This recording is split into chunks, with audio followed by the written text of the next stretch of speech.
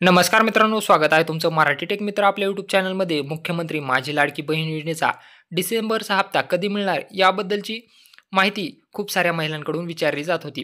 तर आज आपण या व्हिडिओमध्ये पाहणार आहोत की मुख्यमंत्री माझी लाडकी बहीण योजनेचा डिसेंबरचा हप्ता कधी मिळणार आहे. सर्व कागदपत्रे बरोबर असून अर्ज मंजूर झाला असून अशा महिलांना एकही हप्ता मिळाला नाही, अशा महिलांना पैसे कधी मिळणार आहेत याबद्दलची पूर्ण माहिती आपण या व्हिडिओमध्ये जाणून घेणार आहोत.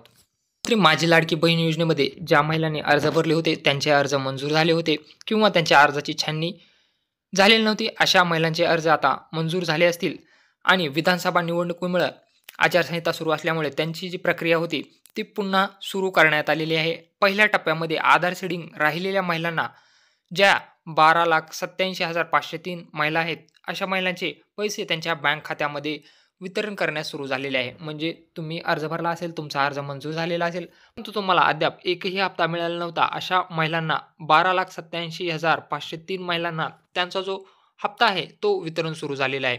आता ज्या महिलांचा डिसेंबरचा हप्ता राहिलेला आहे त्यांना कधी मिळणार आहे? डिसेंबरचा हप्ता हे वितरण सुरू झालेले आहे. यामध्ये सुमारे 67,92,292 भगिनींना डिसेंबर महिन्याचा हप्ता वितरणाची प्रक्रिया सुरू झालेली आहे आणि हे पैसे तुमच्या बँक खात्यावर येत्या 4-5 दिवसांमध्ये कधीही जमा होऊ शकतात. त्यामुळं तुम्ही तुमचं जे काही आधार सेडिंग बँक अकाउंट आहे ते चेक करत चला किंवा तुम्हाला SMS येत असेल तर तोही तुम्ही चेक करू शकता. तुम्हाला येत्या 4-5 दिवसांमध्ये डिसेंबरचा हप्ता तुमच्या आधार संलग्न बँक खात्यामध्ये क्रेडिट झालेला दिसू शकतो. अशी ही पूर्ण माहिती महिला व बालविकास मंत्री आदिती तटकरे यांनी दिलेली आहे. तर डिसेंबरचा हप्ता वितरण सुरू झालेला आहे. तसेच ज्या महिला यापूर्वी पात्र असूनही राहिलेल्या होत्या, अशाही महिलांच्या बँक खात्यामध्ये पैसे वितरण सुरू झालेले आहेत. तुमचे पैसे जमा झाले का नाही हे कमेंट बॉक्समध्ये नक्की सांगा, जेणेकरून दुसऱ्या महिलांना समजेल की पैसे वितरण सुरू झाले आहे का नाही. व्हिडिओ आवडला असल्यास चॅनलला सबस्क्राईब करा, तसेच बेल आयकॉनला प्रेस करायला विसरू नका.